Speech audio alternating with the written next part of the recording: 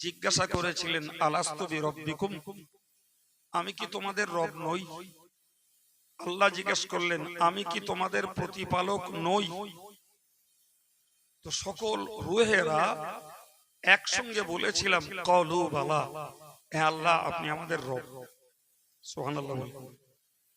তো এই যে রূহগুলো আত্মার জগতে থাকাকালীন আল্লাহকে রব বলে, প্রতিপালক বলে স্বীকার করেছিলেন, সেই রূহের পৃথিবীতে আগমন ঘটেছে, মরে গেছে।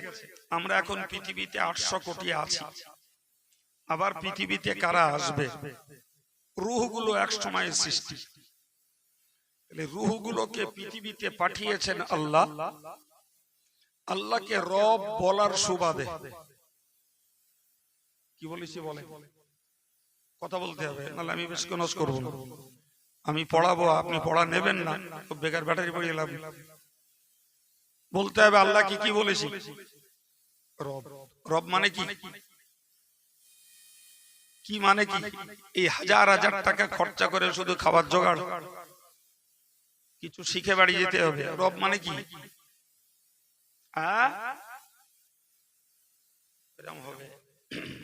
মনে রাখুন, রব শব্দের অর্থ হলো প্রতিপালক। আমি মায়ের গর্ভে সৃষ্টি হয়েছি, সেখানে আমার খাবার ব্যবস্থা যিনি করেছেন। ভূমিষ্ঠ হয়েছি, আমার খাবারের জন্য মায়ের স্তন্যে সুদামাকা দুধ আল্লাহ বানিয়ে দিয়েছে। বড় হয়েছি, শক্ত খাবারের জন্য নরম ভূতিতে দাঁত আল্লাহ গজিয়ে দিয়েছেন। তো রব হলেন তিনি যিনি যখন যতটা পরিমাণ প্রয়োজন যোগান দেন, তার নাম রব। রব শব্দের অর্থই হলো প্রতিপালক। আমি কতটা রোজগার করব, কতটা লেখাপড়া শিখব, আমি কতটা ধর্ম করব, ধর্ম করার প্রতি আমার মনোযোগ কতটা, যে আমি বাড়ি কেমন বাঁধবো, রোগ কতটা ভুগবো, সুস্থ কতটা হব, কিংবা দুর্ঘটনায় মরবো অথবা স্বাভাবিক মরবো, টোটাল বিশ্বের এই 800 কোটি মানুষকে যিনি সর্বসময় পরিচালনা করছেন, প্রতিপালন করছেন, তিনি হলেন রব।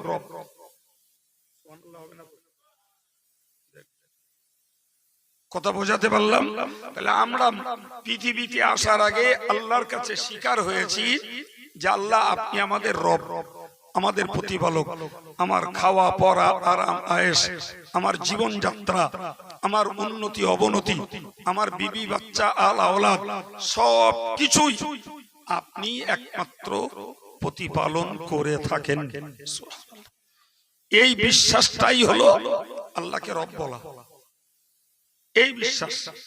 এবার দেখুন না, পার্থিব জগতে আল্লাহর ইচ্ছা হয়েছে কাউকে 60 বছর, কাউকে 70 বছর, কাউকে 80 বছর, যাকে আল্লাহ যেমন ইচ্ছা করেছেন তেমনটাই পৃথিবীতে রেখেছেন। আমারও তাই। আমার নবী বলেছেন, আমার উম্মতি মিন 60 ইলা 70।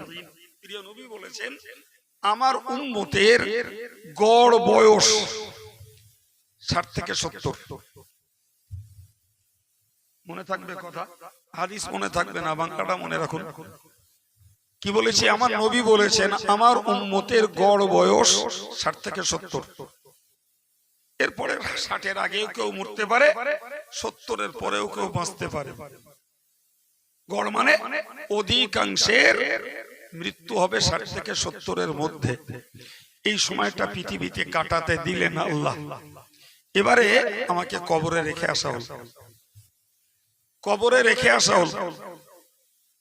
ভাই, কবরে যেই গেলাম, প্রিয় নবী বলেছেন যে যখন একটা মাইয়াতকে, ইযা উদিয়াল মাইয়িতু ফিল কবরি, একজন মুর্দাকে যখন কবরে রাখা হয়, তো তাওয়াল্লা আসহাবুহু, যারা কবর দিতে যায় তারা কবর দিয়ে চলে আসে। কত দূর যায়? রাসূল বলছেন, ইয়াসমাউ কুরআনি আলিহিম, ওই মুর্দারা যে চলে যাচ্ছে, তানাদের জুতোর যে একটা আওয়াজ আছে, ওই জুতোর আওয়াজটা কবরের মরা লোকটা শুনতে পায়। মনে থাকবে কি? কত দূর? বেশি দূর গেছে ভাই। আরে বাবা, জুতোর আওয়াজ কত দূর হয়? টেনে টুনে একরশি যাবে। যদি বুট পরে পাকায় চলে তাই নাহলে আর একটু বেশি যেতে পারে। আর বেশি আন্না স্যান্ডেলের চটচট আওয়াজ, বড় জোর একরশি। তো কবর দেওয়া লোকগুলো একরশি দূরে যায় না। হুজুর বলেছেন আতাহু মালাকান ইউকালু লাহু নাকিরুন ওয়া মুনকার। ওই কবরে চলে আসে মুনকার এবং নাকির নামক দুজন ফেরেশতা। এই অষ্টকু আমরা ইমাম সাহেব থেকে শুরু করে মঞ্চের যে কোনো বক্তার কাছ থেকে জীবনে অনেকবার শুনে থাকবো। যে রেশি তারা জিজ্ঞাসা করে মান রব্বুকা, এই বান্দা তোর রব কে? মাথা একটু ঢোকান, তোর রব কে? সম্মানিত ভাইয়ের আমার, মনে রাখুন, যে রূহটা ওই আত্মার জগতে আল্লাহকে বলে এসেছিল আল্লাহ আমার রব, আপনি আমার রব, ওই লোকটা যদি ৬০-৭০ বছরের পৃথিবীটা ওই আল্লাহর হুকুম মতো চালাতে পারে, ওই আল্লাহর হুকুম মতো যদি জীবনটা গড়ে, ওই লোকটা কবরে যাবে। যখনই ফেরেশতা জিজ্ঞাসা করবে তোর রব কে, ও এক বাক্যে বলবে রব্বি আল্লাহ, আমার রব হলো আল্লাহ। দুটি প্রশ্নের মার পেয়েছে, একটু বুঝুন।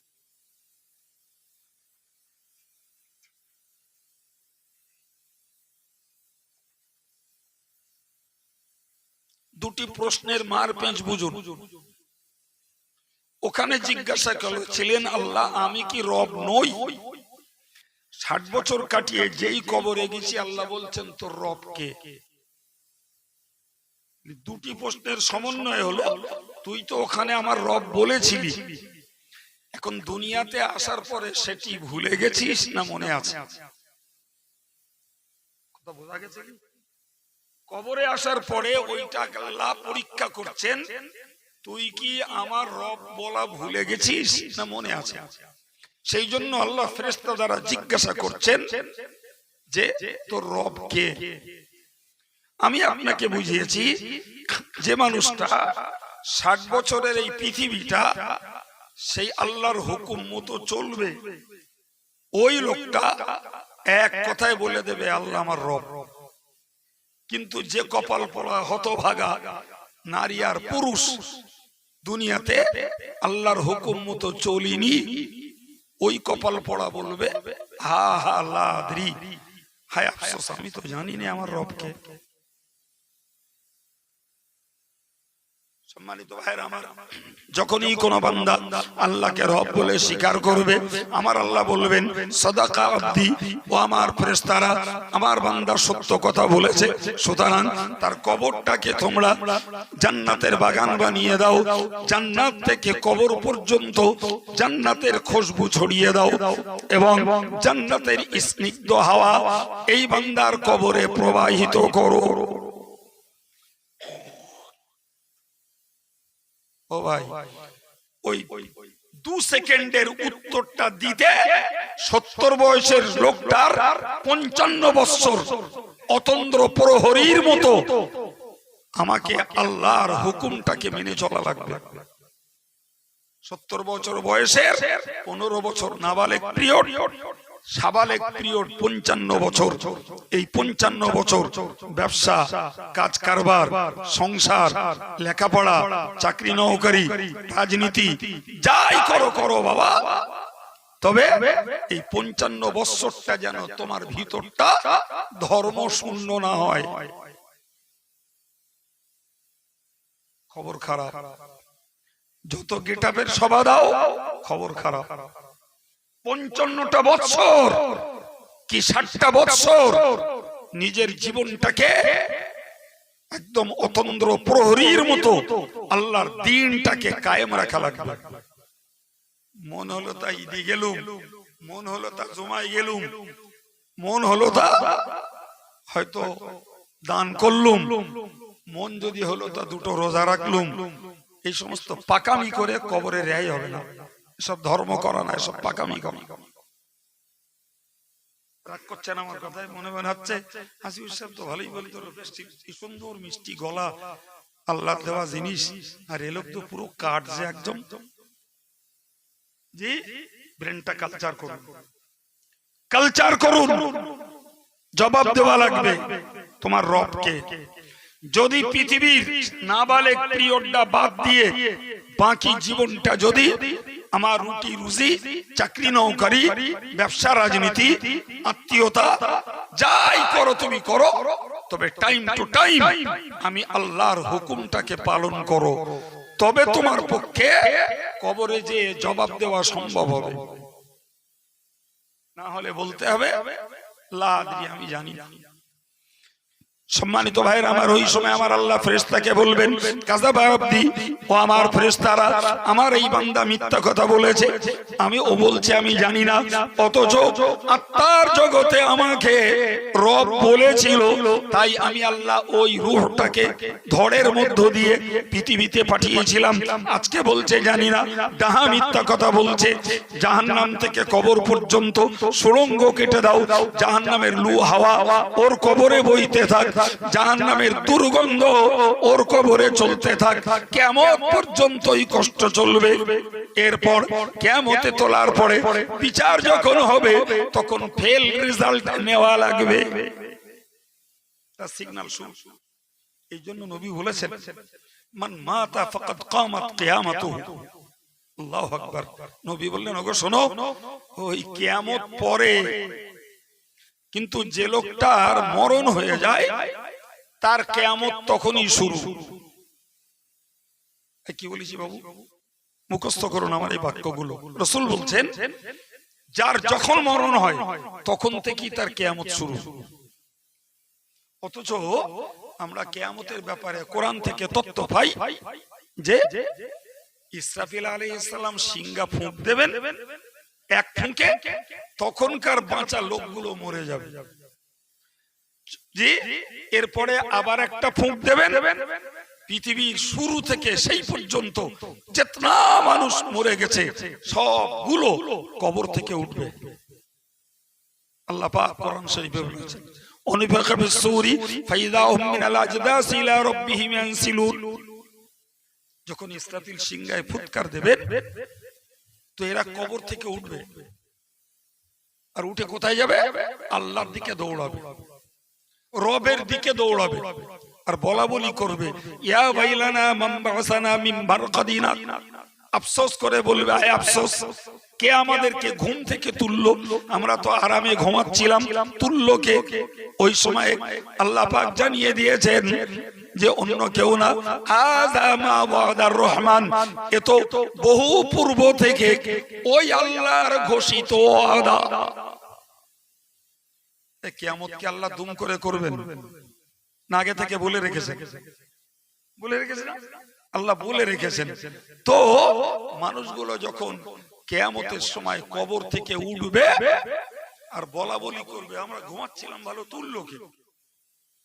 জি, তখন ঘোষিত হবে এই কথাটা, হাযা মা ওয়াদার রহমান, এটাই তো আল্লাহর ঘোষিত সেই ওয়াদা। আল্লাহ দুনিয়াকে ধ্বংস করবেন বলেছিলেন, ওয়াসাদাকাল মুরসালুন, এবং আল্লাহর পক্ষ থেকে প্রেরিত নবীরা এই সত্য বার্তাটা তো দিয়েছিল। সুতরাং এ তো নতুন কিছু নয়, এ তো নতুন কিছু নয়। আজকে কেন হাউতাশ করছো? আজকে কেন অবাক হয়ে যাচ্ছ? আজকে কেন আশ্চর্য হয়ে যাচ্ছ? ওই কথা আল্লাহ বলেছেন, ওই কথা নবী বলেছেন। নবীর বর্তমানে হাক্কানি আলেমেরা জাতির কানে কানে ও কথা পৌঁছে দিয়েছেন। আজকে কবর থেকে উঠে বলছো ঘুমাচ্ছিলাম, তুললো কে? কথা বুঝতে পারেননি? হ্যাঁ ভাই, সে কথা এই আজকে জলসা হচ্ছে, এ ঘোনা না লক্ষণ কাটি? জি, আপনারা জানেন। শ্রোতা যেখানকার হোক, আমাদের মধ্যেও কত কেউ রয়েছে সেদিন অবাক হয়ে যাবে যে এরম হচ্ছে কেন, ঘুমোচ্ছিলাম তো ভালোই। ওগো প্রিয় ভাইরা, আমার জওয়ান ছেলেরা, সম্মানিত মায়েরা, আন্তরিকতার সঙ্গে নিবেদন রেখে বলছি, উপলব্ধি করুন। তাহলে রাসূলুল্লাহর বক্তব্য হলো, যে যখন মরবে তখন থেকেই তার কিয়ামত শুরু। তার কারণ হলো এটাই, কিয়ামতের মহাময়দানে আল্লাহর পক্ষ থেকে প্রশ্ন হবে এবং ওই প্রশ্নের জবাব দেওয়া লাগবে।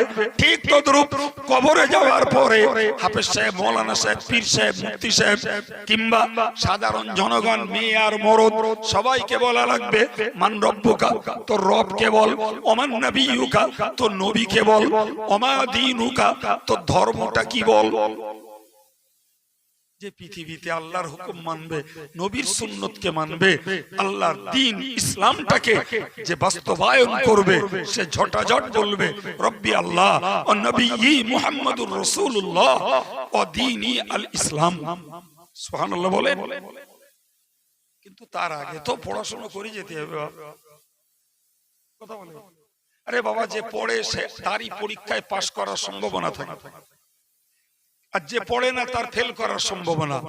তো যে সমস্ত মানুষগুলো যে পৃথিবীতে আমল করে মরবে রে বাবা, সেই তো জবাব দিয়ে পাস সার্টিফিকেট পাবে। সুবহানাল্লাহ।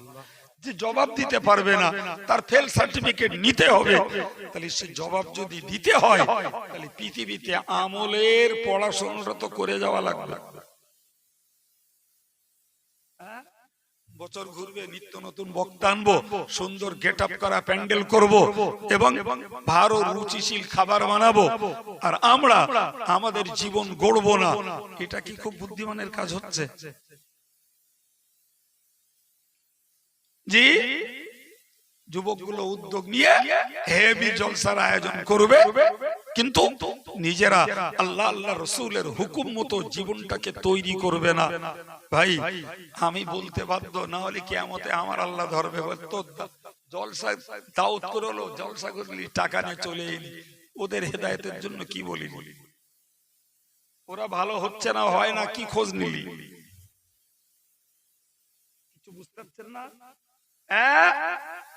প্রিয় ভাই, উপলব্ধি করুন, কিয়ামতের দিনে প্রত্যেকটা মানুষকে, আশ্চর্য ব্যাপার, তিরমিজি শরীফের বর্ণনা এসেছে, তাকে 5টা করে প্রশ্নের উত্তর দেওয়া লাগবে। সবাই 5টা প্রশ্ন। আমিও সেই দলে ভাই, আমি বক বক করে বকছি মানে আমার আল্লাহ ছেড়ে দেবে না, আমারও আল্লাহ ছাড়বে না। 5টা করে প্রশ্নের উত্তর দেওয়া লাগবে। নাম্বার 1, আন উমরিহি ফিমা আফনা। ফেরেশতারা বলবেন, প্রথম প্রশ্ন হলো যে তোমাকে আল্লাহ একটা বয়স সময় দিয়েছিলেন, একটা বয়স আল্লাহ তোমায় দিয়েছিলেন, সত্যি তাই, আল্লাহ তো বয়স দিয়েছেন। তো প্রথম প্রশ্ন হলো, তুমি তোমার জীবনের এই সময়টাকে কোথায় কাটিয়েছো? কোথায় কাটিয়েছো? জবাবটা রেডি করো। ভাই, পৃথিবীতে পরীক্ষা হয়, হয়তো মাস্টার মশাই একটু সাজেশন করে যে এইগুলো সম্ভাব্য প্রশ্ন আসতে পারে, তোরা এইগুলো পড়াশোনা কর, একে সাজেশন বলে। জি, আমার আল্লাহর কাছে সাজেশন না, ডাইরেক্ট প্রশ্ন এই, কিয়ামতে হবে, তুমি উত্তরটা তৈরি করে এসো। সুবহানাল্লাহ বলে, আর একটু জোরে বলে। আল্লাহ ঢেকে রাখেন, প্রশ্ন আউট করে দিয়েছেন আল্লাহ। প্রশ্ন আমারই, যে তুমি তোমার 60, 65, 70, 75, 80 যে বয়স তুমি পাও, এই বয়সটাকে তুমি কোথায় নষ্ট করেছো বলো। তা আমি কোথায় বয়স নষ্ট করছি আমি জানি, আপনি কোথায় করছেন আপনি জানেন, আমার মায়েরা কোথায় করছে তারা জানে। জি, তো জবাবটা দেওয়া লাগবে। তা ধরে নিন একজন জবাব দিলেন যে আমি আমার জীবনের সময় নষ্ট করেছি রোজগার করতে, সময় নষ্ট করেছি তাস খেলতে, সময় নষ্ট করেছি জুয়া খেলতে, আমার সময় নষ্ট করেছি রাজনীতি করতে, আমার সময় নষ্ট করেছি টিভি দেখতে, আমার সময় নষ্ট করেছি ফ্রি ফায়ার আর পাবজি খেলতে, মেয়েরা সময় নষ্ট করেছে সংসারের হাঁস মুরগি থাকাতে, সময় নষ্ট করেছে গরু ছাগল পুষতে, সময় নষ্ট করেছে স্বামীর সেবা করতে সময় নষ্ট করেছে, আল্লাহ বাচ্চা দিয়েছেন তাদের পরিষেবা দিতে সময় নষ্ট করেছে, গল্পের আসরে গল্প তুলতে সময় নষ্ট করেছে, বসিরহাটের মার্কেট করতে সময় নষ্ট করেছে, চিত্ত বিনোদন করতে সময় নষ্ট করেছে, টিভি সিরিয়াল দেখতে সময় নষ্ট করেছে, মোবাইলের নেকেড পিকচার দেখতে, মোবাইলের সিরিয়াল গুলো দেখতে সময় নষ্ট করেছে। এভাবেই সংসার চালাতে চালাতে বাকি তার রেকর্ড নাই, তার কাছে নামাজের পিছনে সময় ব্যয় করার রেকর্ড নাই, জি কোরআন শিক্ষার পিছনে সময় ব্যয় করার রেকর্ড নাই, দৈনিক সকাল সন্ধ্যায় কোরআন পড়ার রেকর্ড নাই, জি মাগরিবের পরে ফজরের পরে একটু জিকির তাসবিহ পড়ার রেকর্ড নাই, এশার নামাজের পরে একটু দরুদ শরীফ পড়ার রেকর্ড নাই, জি সময় নষ্ট হয়েছে। আগে যে তালিকা বললাম ওতে আপনাদের কাছে শুনতে চাচ্ছি, এই জবাব দিলে আল্লাহ খুশি হবে তো?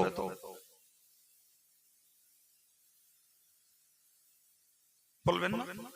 মনে করছে হুজুর টাকা আপনার দেবে, আমরা কেন বলতে যাচ্ছি? আমি মাস্টার আর আপনি ছাত্র, আমি পড়াতে বসেছি, আপনার পড়া দিতে বসেছি।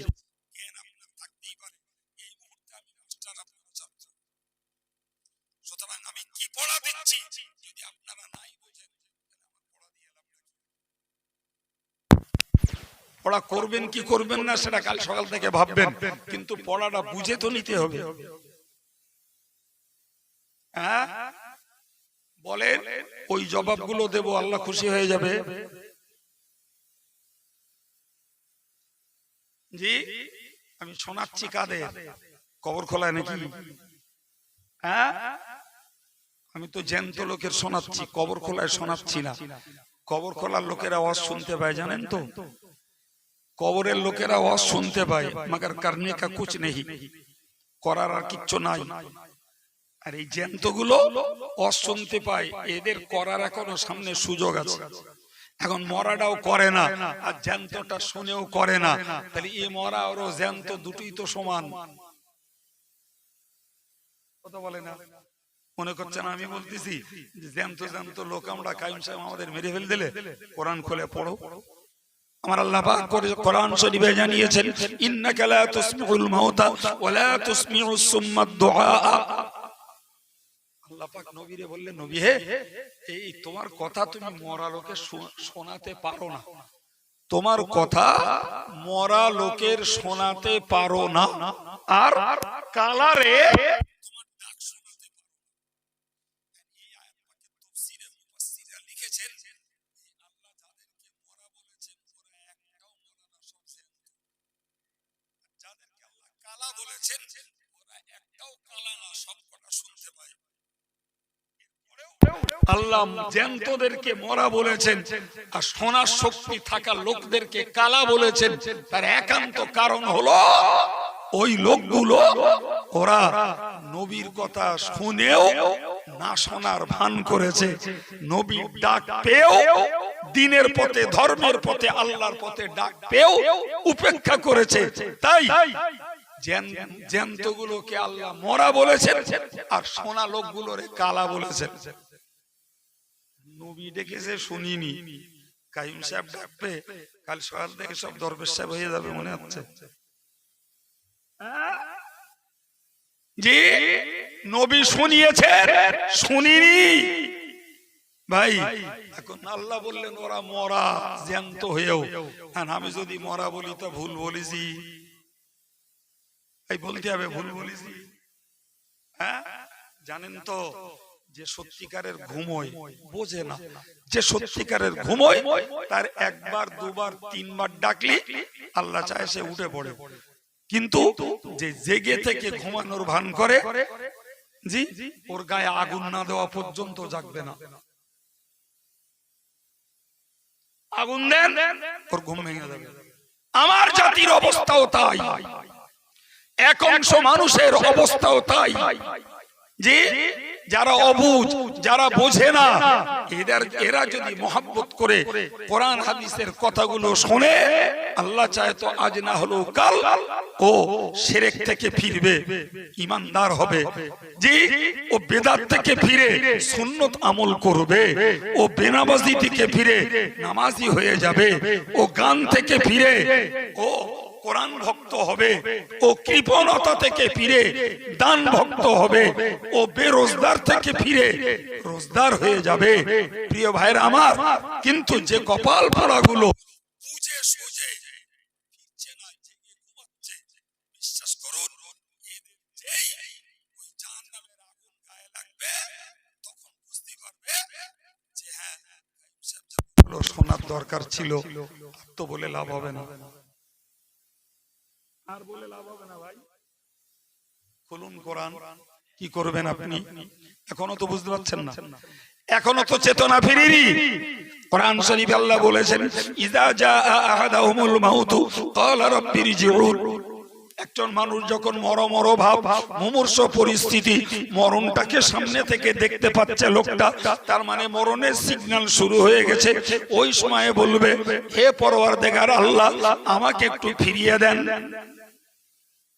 আল্লাহ বুঝে যাবে মরণ সিগন্যাল শুরু, দম আটকাচ্ছে, বুকের ভেতরে ঘড় ঘড় করছে, ডাক্তার নাড়ির স্পন্দন খুঁজে পাচ্ছে না, হার্টবিট ভালো পাচ্ছে না, টানা টানা নিঃশ্বাস চলছে, ও বুঝে যাবে ভাব ভালো না, আবার ভালো ঠেকছেন।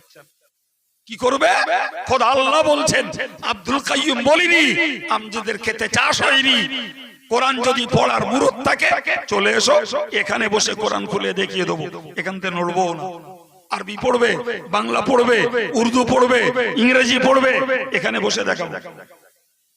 কোরআন বলছে ওই মরণটাকে সামনে থেকে দেখতে পাবে, তখন বলবে, রব্বিরজিউনি, হে আল্লাহ, আমাকে একটু ফিরিয়ে দাও, আমাকে একটু ফিরিয়ে দাও। কি করবে দিলে? লাআল্লি আ'মালু সালিহান ফীমা তারাকতু। ইতিপূর্বে যত নামাজ কাজা করেছি, যত রোজা কাজা করেছি, ইতিপূর্বে যত জিকির তাসবিহ তেলাওয়াত বাদ দিয়েছি, এইবার যে সেইগুলো সব করব, সেইগুলো সব এবার যে করে আসব। এবার যে জীবনে যত গান শুনেছি, সুদ খেয়েছি, মিথ্যা কথা বলেছি, ফ্রি ফায়ার খেলেছি, পাবজি খেলেছি, বেপরদায় ঘুরেছি, আর নারীবাজি করেছি, পরকিয়া করেছি, বয়ফ্রেন্ড খুঁজে বেরিয়েছি, আর মেয়ের গার্লফ্রেন্ড খুঁজে বেরিয়েছি, সব এবার একবার ফেরত দিলি, তাও তওবা করে ধুয়ে মুছে সাফ করে আসবো। আল্লাহ বলবেন, কাল্লা, কখনোই না, এই মিথ্যুক, কখনো না। তুই আমি জানি না, তোকে চিনি না, মিথ্যাবাদী, হ্যাঁ, কোনদিন তো ফিরে যাওয়ার সুযোগ নাই। তুই যেটা বলছিস, ইন্নাহা কালিমাতুন হুয়া কাইলুহা, এটা তো যে কোনো কথক বক্তার বক্তব্য, যে যখন বিপদে পড়ে সেই তখন এই রকমটাই বলে। হাটে সবজি বাজারে পকেট মার ধরবেন, ধরে ওখানে গণপিটুনি দেবেন, যারে তারে পায়ে ধরবে আর বলবে, ধর্মের বাপ আজকের দিনটা ছেড়ে দে, জীবনে এরম কাজ আর করবো না। সবজি হাটে ছেড়ে দেন, মাছ বাজারে যে আবার ওইটি পকেট মারবে। সত্যি বলছেন না মিথ্যা? কথা বলছেন না কেন? এখন পকেট মার আল্লাহর শুকর অনেক কমে গেছে। আগে আমাদের এই টাকি রোডে প্রচুর পকেট মার হতো, আমি নিজে চোখে একাধিকবার দেখেছি। এ গেটে পকেট মেরেছে, জি, তোকে ধরিয়ে ফেলেছে, এ গেট থেকে নেবে ওই গেটে গিয়ে ফের পকেট মারে, পরের বাসে না সেই বাসে, জি। তো পকেট মারের চরিত্র তো ওই যে যখন গণপিটুনি খায় তখন ধর্মের বাপ বলে, আর যেই ছেড়ে দেয় এখান থেকে ওখানে করে। আমার আল্লাহ বললেন, এই মিথ্যাবাদী, আওয়ালাম নুআম্মিরকুম মা ইয়াতাযাক্কারু ফীহি, তুই একবার ভেবে বল না, আমি আল্লাহ কি তোর সময় দেইনি? বল তুই, আমি আল্লাহ কি তোর বয়স দেইনি? তোকে শেখার সুযোগ দিয়েছি, তোকে শেখার সুযোগ দিয়েছি, আমলের সুযোগ দিয়েছি, শরীর সুস্থ রেখেছি, সংসারের উন্নতি দিয়েছি, কই তুই তো সুযোগ থাকতেও নামাজ পড়িস নাই, সুযোগ থাকতেও কোরআনটা শিখিসনি, কোরআন জানতিস তাও তো সকাল সন্ধ্যায় কোরআন কোনোদিন পড়িসনি, তুই কোরআন জানিস না, তুই তো আল্লাহ আল্লাহ করতে জানিস, কই তাও তো তোকে করতে দেখিনি, তুই পাপ করছিস তুই জানতিস, কই তুই তো তওবা করে পাপ থেকে বাঁচারও চেষ্টা করিসনি। এই মিথ্যাবাদী বল, তোরে আমি সময় দিলাম না দেইনি? সত্যি করে বলেন, আল্লাহ এরকম জিজ্ঞাসা করলে জবাব দেওয়া যাবে? আল্লাহর কথা তো যুক্তি আছে, সত্যি তো আল্লাহ আমার সময় দিয়েছি। অন্য আয়াত পাকে এসেছে, লাউলা আখরতানি ইলা আজালিন করিব ফাসাদদাকা ওয়া আকুম মিনাস সালিহিন। আল্লাহ বলছেন কোরআন শরীফের অন্য আয়াত পাকে যে লাউলা আখরতানি ইলা আজালিন করিব, মরার যখন সময় হবে তখন বলবে যে আল্লাহ আমার একটু নিকটবর্তী সময়ের কিছুদিন তুমি আমার সুযোগ দিচ্ছ না, কেন কেন সুযোগ দিচ্ছ না? একটু সুযোগ দাও, দেখো আমি পৃথিবীতে যা কিছু কামাই করিলাম একটা কিচ্ছু রাখবো না, সব হাত খালি করে দান করে আসবো। আর কি করবি? ওয়া আকুম মিনাস সালিহিন, আমি একদম নেককার আল্লাহওয়ালা সুফি দরবেশ বুজুর্গ পরহেজগার হয়ে যাব। ও ভাই, এই কথাগুলো যখন বলবে তখন তো মরণের সিগন্যাল পাওয়া গেছে। আচ্ছা, ওরে যদি ছেড়ে দেওয়া হয় সত্যি সত্যি ওর দাবি রক্ষা করবে মনে হয়? হ্যাঁ, যখন পেট বেদনা হয় আর কুঁজো মতন হয়ে যায় তখন শুধু আল্লাহর ডাকে, আল্লাহ।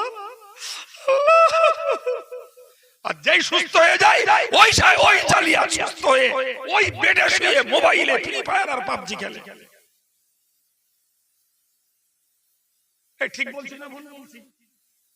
ওই বেডে শুয়ে একটু আগে বাবার মারে করছিল, যেই আল্লাহ সুস্থ করে দিয়েছে মোবাইল নিয়ে ওখানে শুয়ে শুয়ে ফ্রি ফায়ার আর পাবজি খেলে।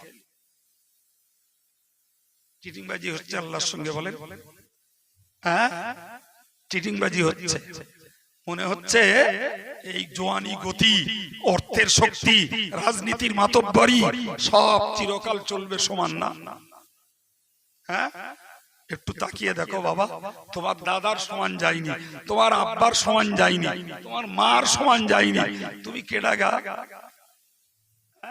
তোমার দাদা একদিন তোমার মতন দাপটাপ ছিল, যে এখন এত উন্নতি হয়েছে দাদার, শুয়ে শুয়ে পেচ্ছাপ করতে আর ওঠে না, এত উন্নতি হয়েছে।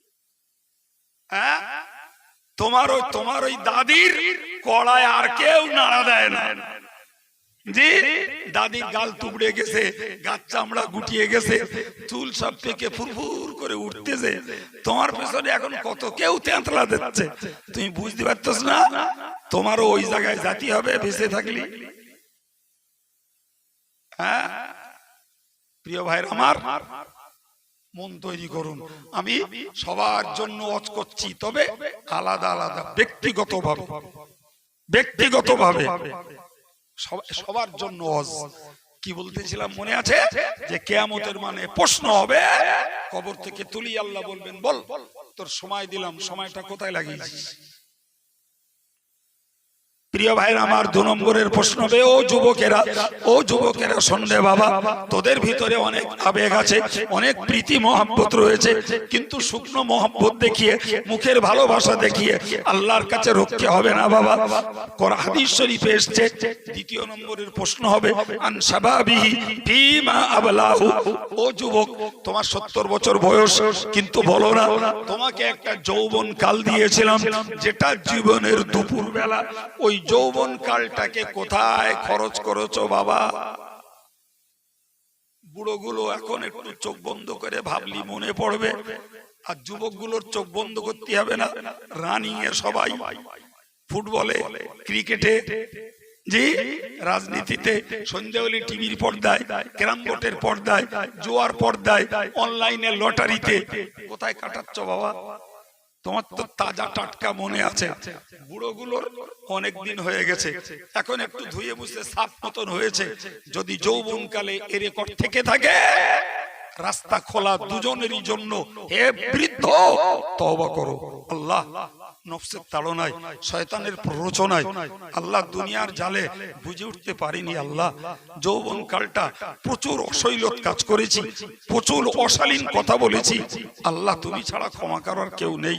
আল্লাহ তোমার নাম সত্তার, তুমি পাপ গোপন করেছো, তাই লোকে আমাকে সম্মান করেছে, আদর করেছে, কদর করেছে। আল্লাহ যদি তুমি আমার পাপগুলোরে প্রকাশ করে দিতে, পশু পাখিরাও দেখে লজ্জায় ঘৃণা করত। আল্লাহ তোমার মেহেরবানি, তুমি গোপন করেছো। আল্লাহ তোমার নাম গফফার, তোমার নাম অতীব ক্ষমাকারী ও মেহেরবান। তুমি যখন তোমার নিজ গুণে পাপগুলোকে গোপন করে রেখেছো, তোমার কাছে দাবি করছি গোপন অবস্থায় পাপগুলোরে মাফ করে দাও। ওলা তুখজিনা ইয়াউমাল কিয়ামা। আল্লাহ কিয়ামতের দিন লজ্জিত করো না, কিয়ামতের দিন লজ্জিত করো। আল্লাহ কোটি কোটি মানুষের দরবার লাঞ্ছিত করো না, লজ্জিত করো না। আল্লাহ আল্লাহ শিখিয়েছেন, আমি শেখাইনি ভাই, আল্লাহ শিখিয়েছেন। হে বান্দা আমার কাছে দোয়া চা, আল্লাহ কিয়ামতের দিনে লাঞ্ছিত করো না, লজ্জিত করো না, অপদস্থ করো না। আল্লাহ দুনিয়ায় বেঁচে থাকতে বল, আল্লাহ তোকে কিয়ামতে লাঞ্ছিত করবে না। আমার আল্লাহ বলেছেন ইয়াউমা লা ইখজিল্লাহুন নাবিয়্যা ওয়াল্লাযীনা আমানু মাআহু। আল্লাহু আকবার। আল্লাহ বলেছেন স্মরণ করো ওই দিনটাকে, যারা যারা নবীর সঙ্গে, নবীর তরিকাতে ঈমান আর আমলকে যারা জীবনে তৈরি করবে, আমি আল্লাহর ওয়াদা, আমি নবীকেও লাঞ্ছিত করব না, নবীর সঙ্গী ঈমান ওয়ালাদেরকেও লাঞ্ছিত করব না। দোয়া কর বান্দা, বুড়ো বয়স হয়ে গেছে, পিছনের খাতা খুলে দেখ, সব মনে উঠবে। এ যুবক তোমার এখন রানিং লাইফ, তুমি কি করছো তোমার তাজা টাটকা মনে আছে। ব্রেক করো, ব্রেক করো, ফেরো। অনেকদিন করেছো, অনেকদিন গান শুনছো, অনেকদিন তাস খেলছো, অনেকদিন জুয়া খেলছো, অনেকদিন 420 করছো, অনেকদিন ধরে তুমি চিত্ত বিনোদন করছো, অনেকদিন ধরে মোবাইলটাকে হারাম অ্যাপস ডাউনলোড করে কাজে লাগাচ্ছ। মজা তো অনেক পেয়ে গেছো, আর কেন, আর কেন? ব্রেক করো না, ব্রেক করে দাও। আর না, থোড়ি যা করার করে ফেলেছি, আর নয়। তবেই তো এই গেটা বলা প্যান্ডেল আর রুচিশীল খাবারের আয়োজন সার্থকতা হবে। জি, কোরআন খুলুন, হাদিস খুলুন, কি বলছে দেখুন। আমার আল্লাহ নবী বললেন কিয়ামতের ময়দানে যুবকগুলোকে জিজ্ঞাসা করা হবে, ওরে যুবক তুই বল না তোর যৌবনকাল কোথায় কাটিয়েছিলি, বল কোথায় কাটালি।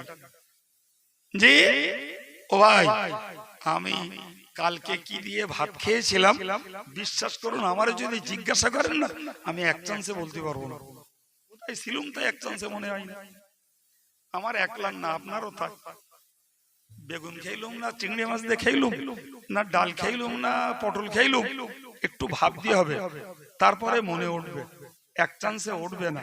ও ভাই, কালকের খবর যদি আজকে তাড়াতাড়ি মনে না ওঠে, 70 বছরের জীবনের রেকর্ড কিয়ামতের দিনে এক চান্সে মনে উঠতে পারে বা উঠবে না।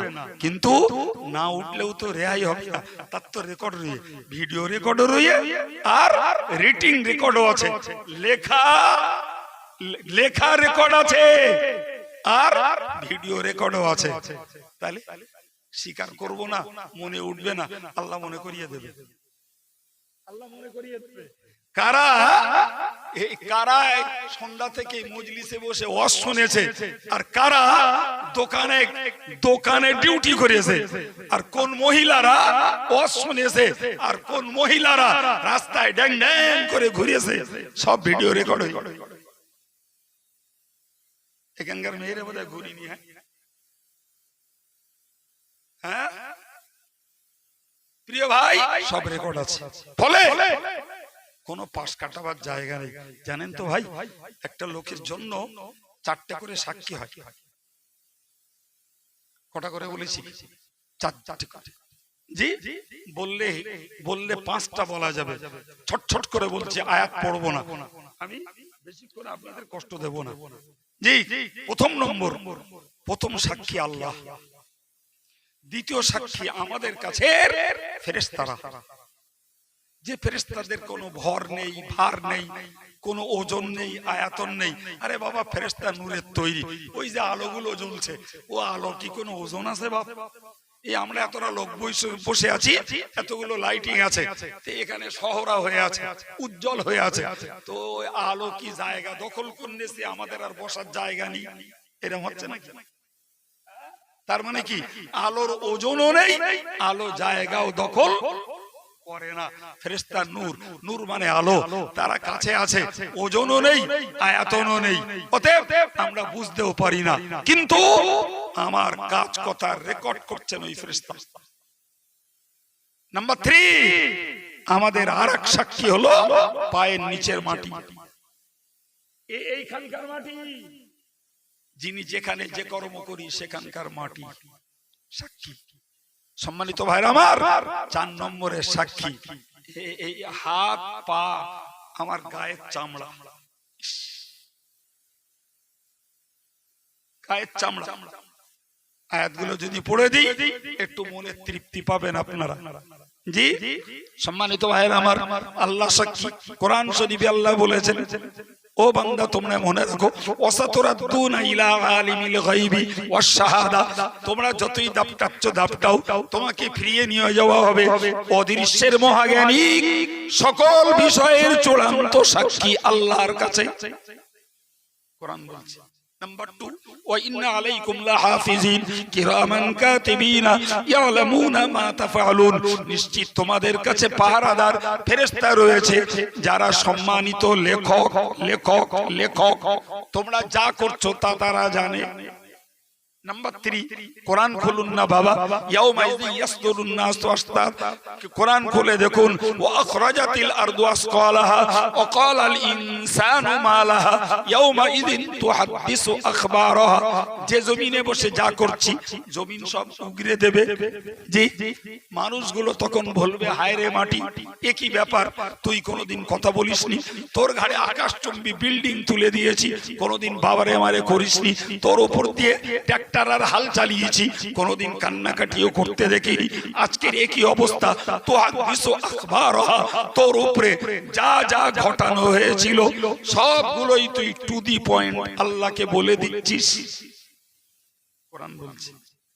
ও প্রিয় ভাইরা আমার, কোরআন অন্য জায়গায় বলেছে, ইয়াউমা তাশহাদু আলাইহিম আলসিনাতুহুম ওয়া আইদিহিম ওয়া আরজুলুহুম, এমন একদিন আসবে যেদিন আমার হাত সাক্ষী দেবে, জবান সাক্ষী দেবে, আমার পা সাক্ষী দেবে। অপর আয়াত পাকে এসেছে, ক্বালু লিজুলুদিহিম লিমা শাহিদতুম আলাইনা, মানুষগুলো তখন নিজের গায়ের চামড়াটারে বলবে, এই তুই আমার বিরুদ্ধে সাক্ষী দিলি কেন? বলেন না, সারা গ্রামের লোক আমার চোর প্রমাণ করাতে পারবে না বলো, কিন্তু আমার বউ যদি আমার চোর বলে তাইলে আর কারো সাক্ষী লাগে? হ্যাঁ না বলেন? গ্রামের মোড়ল মাতব্বর জোয়ান ছেলেরা অনেক করে কল করেও তারা স্বীকার করাতে পারেনি। জি, ওর কাজকে বলছে, গো তোমার স্বামী কি রোজগার করে গো? ওরে আমরা তো খাটতে খুঁটতে দেখি না, অতর লাইফ স্টাইল এত উন্নত, কি করে কি? তো কি করে তো আমি জানি গো, প্রত্যেকদিন রাত 12টার দিকে চলে যায় আর রাত 3টে 3:30 দিকে আসে, আর কোথার থেকে কি সব আনে, কালকেও গেল, এইসব ঘরে এইসব মালপত্র আছে, কালকে এনেছে এইসব। এই দেখ, ও চোরতি আর বাকি আছে, কারো প্রমাণ লাগবে, তাহলে ওরে চোর প্রমাণ করালে কেডা? বলেন, বউ না? আর রেহাই আছে? এই হাত আমার, পা আমার, জি, এ জিভ আমার, এ গায়ের চামড়া আমার। আল্লাহর কোরআন বলছে, চালাকি করো না, জি, চাতুরতা করো না, জি, তুমি আল্লাহ সাক্ষী নেবে না, নাউজুবিল্লাহ, ফেরেশতার সাক্ষী নেবে না, জি, তুমি মাটির সাক্ষী নেবে না, তোর হাত, তোর পা, তোর জিভ, তোর গায়ের চামড়া, তোর কীর্তি কর্মের সাক্ষী পেশ করবে। এবার রেহাই কোথা থেকে পাবি রে বান্দা? কি বুঝছেন? হে যুবক, একটু একটু ভাবি বাবা, একটু ভাবি। আমি কখনো এই জায়গাটায় আসিনি, আল্লাহ আজকে আনিয়েছেন। বেশ খানিকটা খুঁড়িয়ে খুঁড়িয়ে এসছি, আসতে অন্তত 4 বার জিজ্ঞেস করেছি সভা কোথায়। আমি মসজিদের কাছে এসে দেখছি কিচ্ছু না, মাইক শুনতে পাচ্ছি, পথ পাচ্ছি না। এখান দাঁড়িয়ে ওখান দাঁড়িয়ে, এগলিতে আলো, ওগলিতে আলো, ওগলিতে আলো, যেখানে আলো দেখতে মনে করতে বোধহয় এর মধ্যে হচ্ছে। এই করে করে ঠেকিছি জি। আর এসে এই রাম তো অপারেশন করতেছি, তাতে যা মনে হচ্ছে রিটার্ন টিকিট এবারই দিয়ে দেবে আমার, আর যাতে ভিটে না উঠতে পারে তাও দে বাপ। তবে একদিনের জন্য আল্লাহর কাছে বলতে পারবো, আল্লাহ যেখানে গেছিলাম তাদের জীবন পরিবর্তনের জন্য কোরআন হাদিসের কিছু হেদায়েতের বাণী শুনিয়েছি। যারা আমলে আছেন তাদের উৎসাহ হবে, আমলের প্রতি আরো মনোবৃত্তি বাড়বে। যারা আমলে নেই তারা যদি একটু ভাবেন, হয়তো তাদের জীবনে হেদায়েতের আলো জ্বলে উঠবে। আল্লাহ কবুল করেন, বলুন আমিন। সম্মানিত ভাইরা আমার, জি কি বলতেছিলাম বাবু, যে জওয়ান যুবক তুমি কি করছো বাবা, তোমারটা তুমি ভালো বোঝো।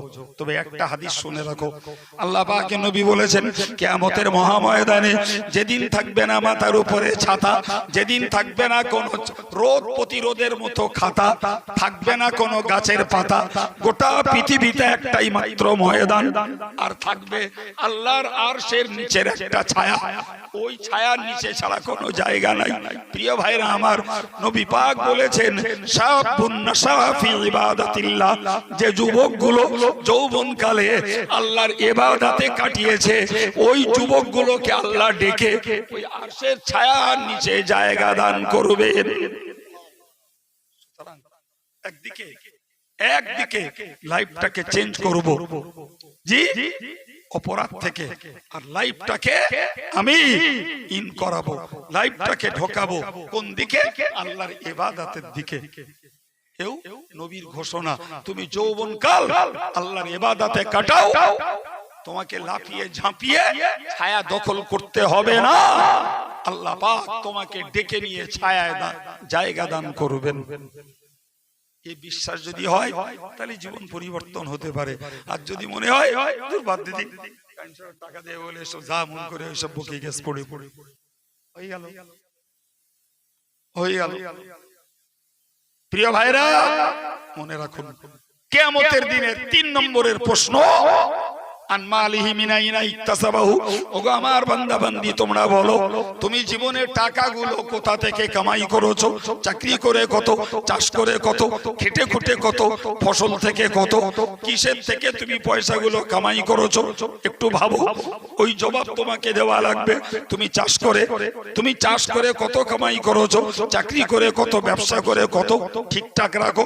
তবে সাবধান হয়ে যাও, যদি সুদ খেয়ে টাকা কামাই করো, যদি সমিতি করে টাকা কামাই করো, যদি গ্রুপ লোন নিয়ে টাকা কামাই করো, যদি ঘুষ খেয়ে টাকা কামাই করো, যদি ক্যারাম বোর্ড পিটে টাকা কামাই করো, যদি জুয়া খেলিয়ে টাকা কামাই করো, যদি বোনের ফারাজ ফাঁকি মেরে টাকা কামাই করো, ভাইয়ের হক নষ্ট করে দিয়ে যদি টাকা কামাই করো, মিথ্যা কথা বলে যদি টাকা কামাই করো, কিংবা ধোঁকাবাজি করে টাকা কামাই করো, খবর খুব খারাপ। যতগুলো বলেছি এতগুলো প্রসেসিং মুসলিম সমাজের একদল ভাইদের কাছে আছে না নাই, একদল মায়েদের কাছে আছে না নাই। তুমি কোটিপতি হও, আল্লাহর কোনো টেনশন নাই, কোটিপতি হও বাবা, তবে বৈধ পথে হও, হালাল পথে হও, সুদে নয়, ঘুষে নয়, মিথ্যায় নয়, ধোঁকাবাজিতে নয়, প্রতারণায় নয়, ফাঁকিবাজিতে নয়, হক নষ্ট করে নয়, কোটিপতি হও তুমি, আল্লাহর কিচ্ছু যায় আসে না। কিন্তু সাবধান, এই পথগুলোই নয়। কিয়ামতের দিনে জিজ্ঞাসা করা হবে কোন পথে তুমি কামাই করেছো। শুধু ওই না, ফের আরেকটা উল্টো প্রশ্ন, অফিমা আনফাকাহু, ওগো আমার বান্দা বান্দি বলো না তুমি খরচটা কোথায় করেছো। যদি এক পিঠে হতো তবু তো বাঁচা যেত। রিয়েল আল্লাহ যদি বলতেন তুই যেখানতে পারিস কামাই করিয়ে যা, মসজিদে দান কর, মাদ্রাসায় দান কর, সবাই দান কর, এতিম অনাথ গরিবদের খেদে, তোর কোন রকমের কৈফিয়ত দিতে হবে না, বহুত লোক বেঁচে যেত বাবা। কিন্তু আল্লাহ যদি উল্টো করে বলতেন, এও যদি বলতেন যে বান্দা জি তোর রোজগার করা রাখবে হালাল পথে, এরপরে তুমি গানে দিবি, সিনেমা দিবি, মোবাইল কিনতে দিবি, তুই ওতে ডাউনলোড করতে খরচ করবি না, মেয়ের বিয়েতে ছেলের বিয়েতে হরদম পড়ে খরচ করবি না, ডিশ টিভি কিনবি, কালার টিভি কিনবি, জি কি করবি যা পাস করে যা, কোনো জবাব দিতে হবে না, তাও বাঁচা যেত। কিন্তু সে বাঁচার জায়গা নেই বাপ, প্রশ্ন দুমুখ। জি আয়ও করতে হবে হালাল পথে, ব্যয়ও করতে হবে হালাল খাতে, ওখানেই তো বিপদ রে বাপ, ওখানেই তো বিপদ। জি এক মুখ হলে অনেক লোক মিশে যেত বাপ, এই যে দুমুখী, আয়ও হালাল পথে, ব্যয়ও হালাল খাতে, দুটি শর্ত। প্রিয় ভাইরা আমার, জি 4 নম্বরের প্রশ্ন গেছে, 5 নম্বর বলছি, বক্তব্য ছাড়বো। জি 5 নম্বর প্রশ্ন, আন ইলমিহি মাযা আমিলাহু। জি আপনি হাফেজ, মাওলানা, মুফতি, মুহাদ্দিস, মুফাসসির কিচ্ছু হতে পারেননি, পীর সাহেব না, পীরজাদাও না, অপর দিকে আপনি মাধ্যমিক, উচ্চ মাধ্যমিক, বিএ, এমএ, বিটি, আইএস, আইপিএস, এলএলবি, ডব্লিউ, কোনো ডিগ্রি নেই, কিচ্ছু লেখাপড়া শিখেননি, কোনো দোষ নেই। দোষ নেই মানে তুমি লেখাপড়া শেখনি বাবা, তোমার যেমন চালার চলবে, কিন্তু মনে রাখো একটা, কিয়ামতের দিনে প্রশ্ন করা হবে যে তোমার জ্ঞান যেটা ছিল ওই জ্ঞান অনুযায়ী আমল করেছিলে না করনি, এইটুখানি বলো।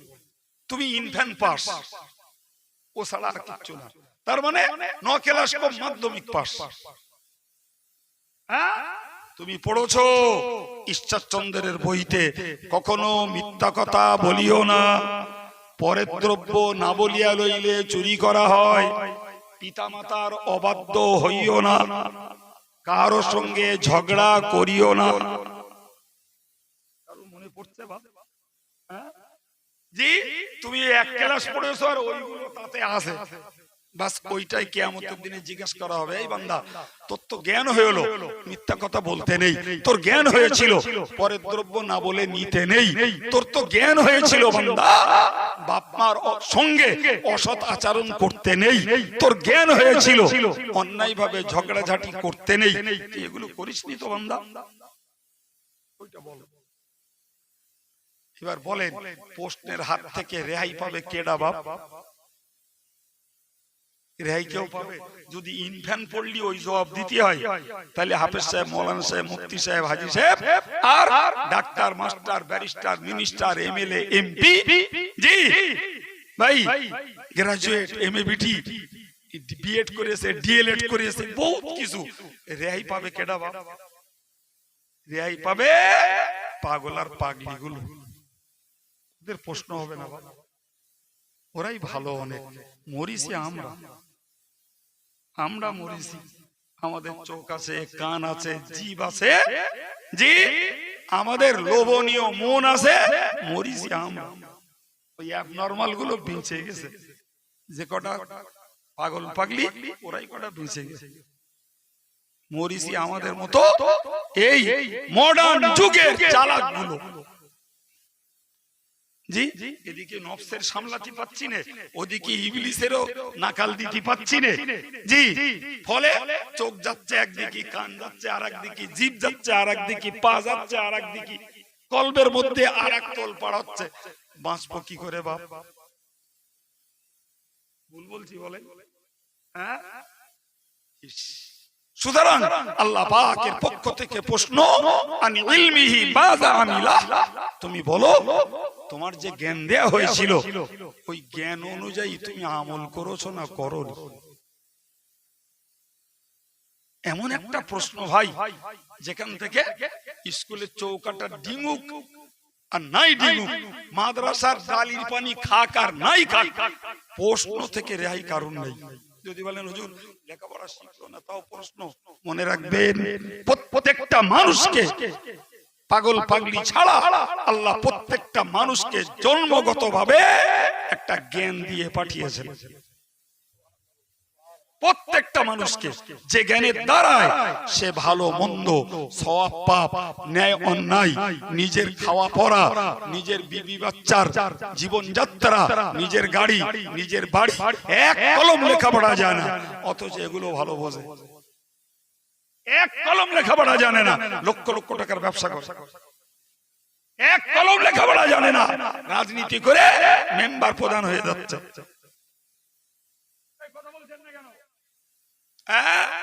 ও জ্ঞানগুলো কোথাকার? ও জ্ঞানগুলো কোথাকার? ওই জ্ঞানগুলো আল্লাহ দিয়ে পাঠিয়েছেন।